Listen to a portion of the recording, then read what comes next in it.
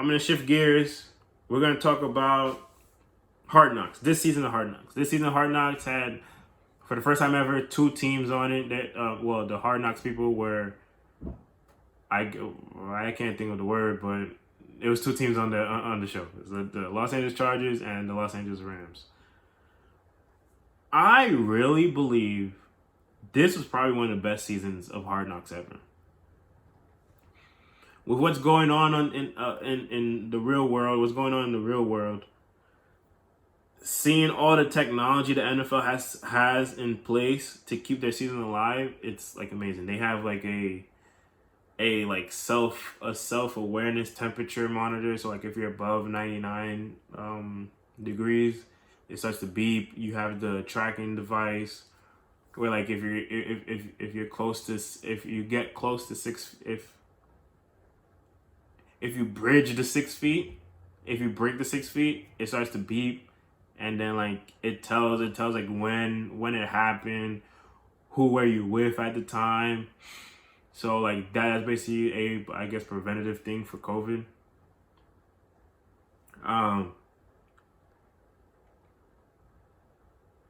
What else? There's so much stuff. Like it just this season was it was fun to me. There's a lot of boring parts. Also, how the players felt during the whole social activism things. You seen when Sean McVay saw the video of, I believe it was the guy from Rochester. I can't think of his name. Jacob Blake. When Jacob Blake got shot 7 times, his first reaction.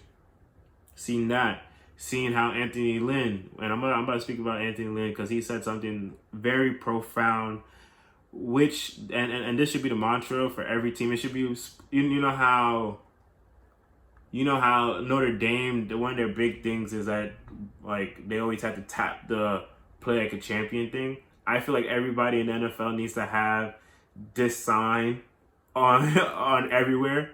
I'm gonna talk about it in a few seconds, but all the things that we have been going through as, I guess, normal or regular people, this season of training camp has showed us that the NFL players are going through the same stuff, which goes along with NFL players are just like us. Celebrities are just like us.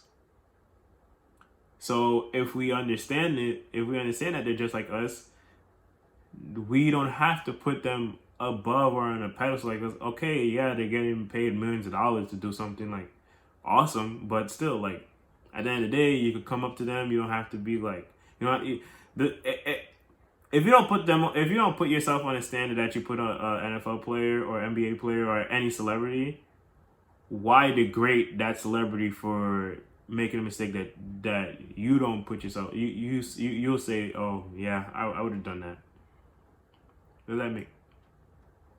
Doesn't make no sense. Other things about Hard Knocks is Aaron Donald is by far hilarious. There's so many examples. I finished watching the last episode. He was clowning the D lineman. He was like, hey, you trying to get your 3 minutes to shine on Hard Knocks? And then he clowns him, says that, oh, they're gonna put this at the end credits. That thing is jokes. The whole thing when he put the Scully on his head, he was like, how do I look? I don't look ugly, I look different. It's just, the way he said it is just hilarious. Also, Sean McVay is officially John Gruden Jr. If you guys don't know how John Gruden acts, just put on Sean McVay tape and put on his sound effects. He has a sound effects on YouTube. You go on YouTube and look it up. If you put his sound effects on and you put Sean McVay sound effects on, you're not, and then you close your eyes, you're not gonna know which one is which. I mean, you might know, the voices are a little bit different, but the way that they get riled up, the way that they call their plays, the complexity of their play calling, it's all there. Both of them are the same. And it's ironic that John Gruden was last year's coach for Hard Knocks, and he's this year's coach. But I just thought about that. It just came up in my head. Now, last, I have so much of an appreciation for Anthony Lynn. I think if the Chargers were to fire him, which I see it coming, but I don't know when it's coming. But he's been dealt a terrible hand. Philip Rivers, injuries, the whole nine. Been dealt a terrible hand. But when he's had his team 12-4 and made it to the divisional round. When we're saying that, I'm saying that Andy Lynn, he has the father figure aspect, he has the head coaching aspect. He's a coach that you want to fight for. Sean McVay's the same. But Sean is more so like a player's coach. He's practically the same age as most of the guys. I think Andrew Whitworth is older than Sean McVay actually. But Anthony Lynn, he's just a different type of coach. Like I would love to play for Anthony Lynn. And Anthony Lynn at the beginning, the very first episode of Hard Knocks, he says this. I'm paraphrasing it, but he says this: "How we handle the virus will determine our season." That is 100% true.